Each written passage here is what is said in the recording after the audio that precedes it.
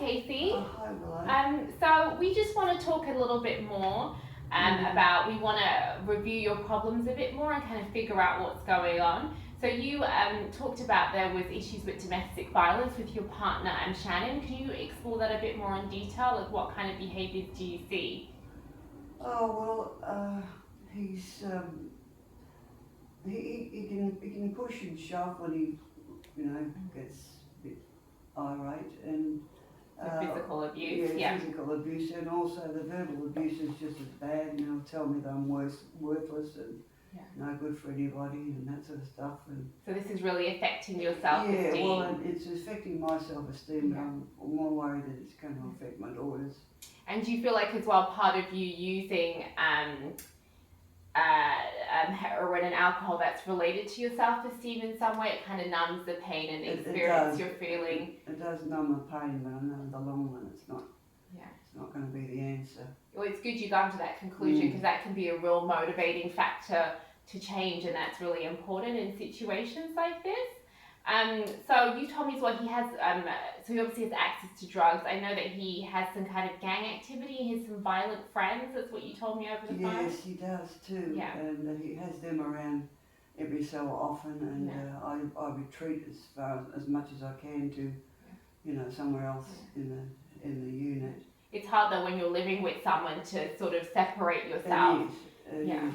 And sometimes he might want something and it get very abusive that I don't get it straight away, or. Do you feel like your daughter's life is under threat or in danger? Well, it is just because it's the mere fact that she's listening to it all and witnessing things that she shouldn't at her age. Yeah, I feel like we have very close connections or organisations with domestic violence services, the police and court support services. Do you feel like those are some good referrals we could make? We could sort of get social workers involved, get maybe possibly a restraining order in place. Yeah. And find you somewhere safer to live. And I hope that works.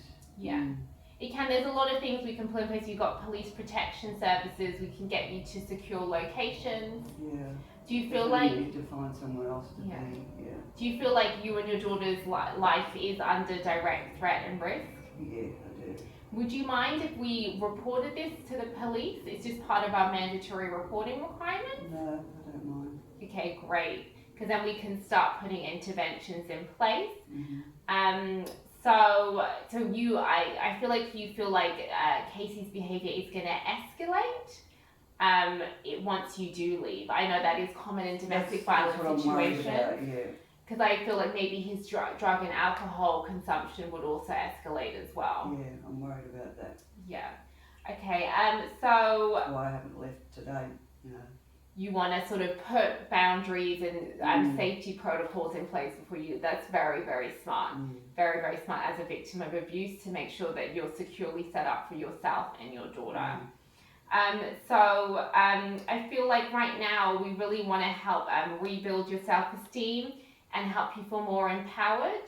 And I feel like if we put these safety protocols in place and we can talk to the police, social services, domestic violence supports that can help remove yourself from that situation and have a good solid foundation to set up your new life.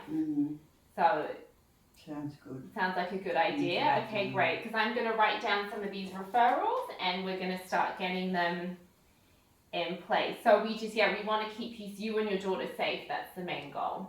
Yeah, thanks very much. Okay.